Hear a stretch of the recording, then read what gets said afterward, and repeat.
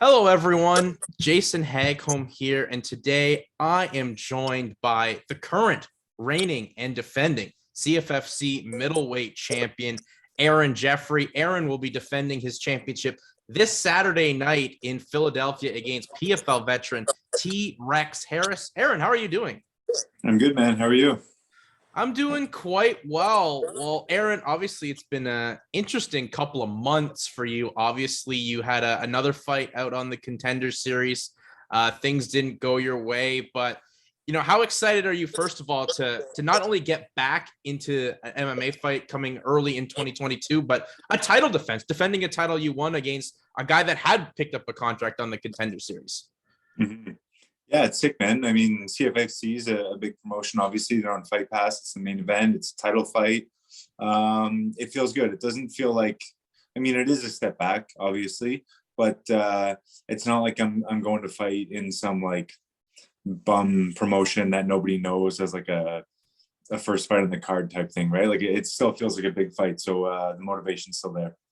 Well, obviously, pretty much CFFC's, as you said, one of those top promotions, and you being a champion in that promotion, I think still holds a lot of weight. And when did this fight come about, first of all, Aaron? Because it kind of just came out of nowhere, as these CFFC things do. But how long had this been in the works?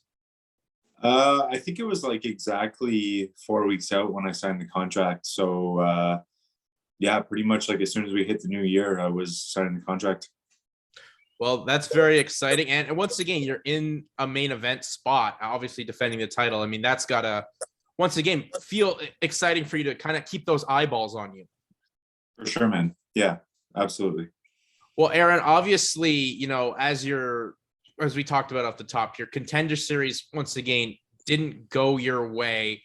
It's obviously very upsetting for you, but what do you think went wrong? I hate asking these questions, but what do you think went wrong in the second fight there in the Contender Series as once again just you came up short? It's hard to say, man. I mean, I fought a tough dude. He's got a weird style. I think he's going to match up stylistically. Like he's tough for anyone, right? Like a lanky southpaw kind of karate style, jiu-jitsu black belt. He's good, man. I think he's going to do well in the UFC. I think maybe I fought a little bit passively in the first couple rounds. Like he caught me a couple times coming in, and I didn't fight my fight. Like you saw in the third round, I started putting pressure on and did a lot better. And two judges gave me the third. I don't know why the third didn't. I think it was like clear round for me. I think I just could have maybe been more confident, came out stronger, and kind of put the pressure on him right away. Well, with that, as you said, you fought passive. Did you feel like you fought that way as well when you won the middleweight title from Huckbody? Because you weren't very proud with your performance, even though that was such a technical fight. Not so much. I think I pressured Huckbody a lot more. I just almost pressured too much and punched myself into the clinch and was getting stuck there a lot. Huckbody was also shooting a lot of takedowns, and then I would sprawl, and then we'd end up in those grappling exchanges again. But no, I think it was a different fight. How did you handle, obviously it was an unfortunate situation, but how did you handle the loss and try to get back into that right mindset with like a positive support group? Honestly, man, the same way I always do.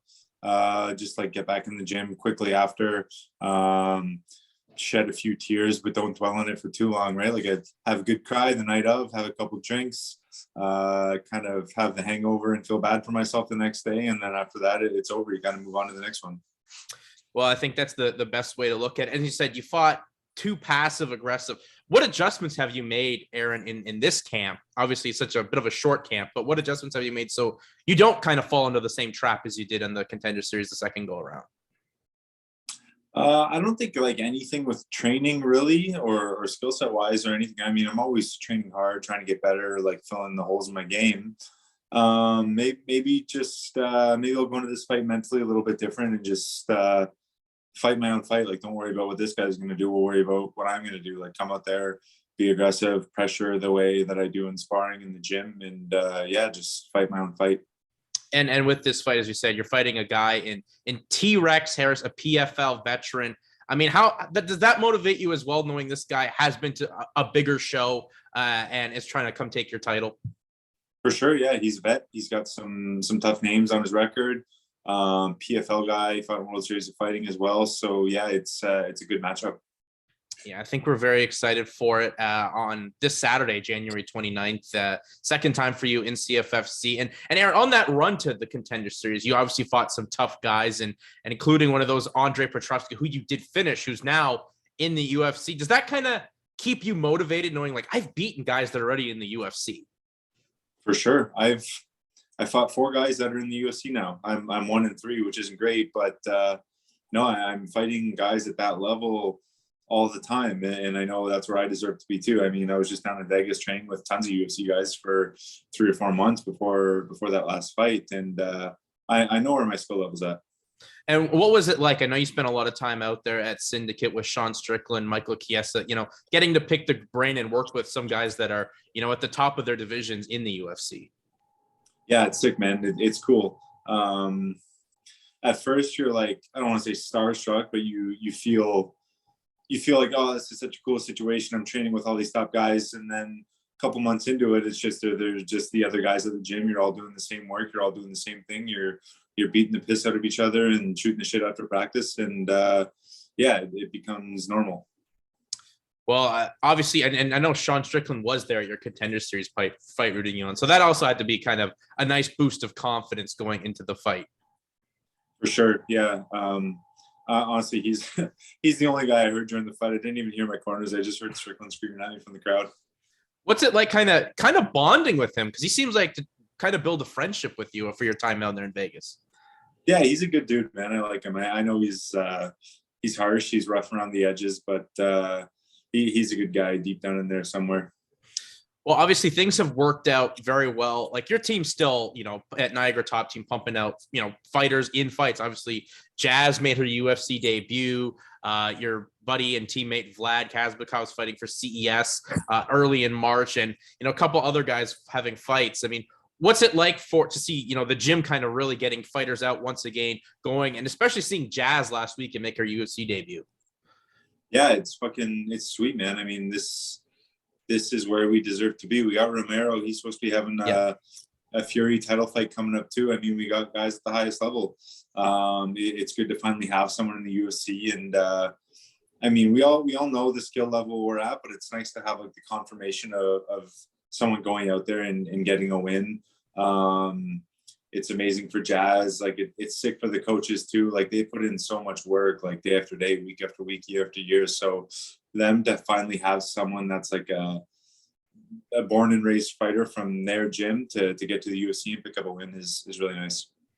Now, obviously, the goal is still the UFC. Did anyone from the UFC talk to you after your last Contender Series fight about, things to work on or still keeping their eye on you? No, not really, man. Honestly, it's like once you lose that fight on Contender Series, they kind of forget who you are. You're out the door. Wow.